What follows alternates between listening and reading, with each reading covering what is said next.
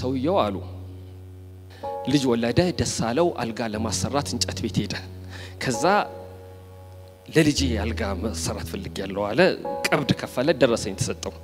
የዛሬ 15 ቀን ተመለሳለው በ15ኛው ቀን አልደረሰም ከዚያ በኋላ ወር 2 ወር እየተባለ ያ ልጅ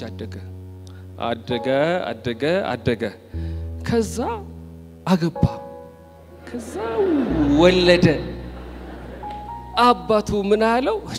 አንተ ህፃን እያለህ እኮ የታዘዘ አልጋ አለ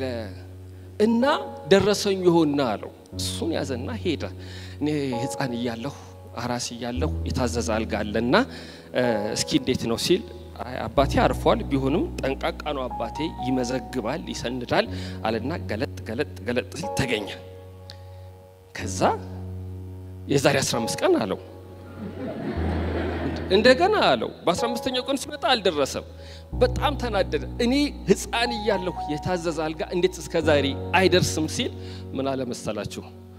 አቦተውን እኛ ከዘራችንም ሲያስቸኩሉና አንወድም እና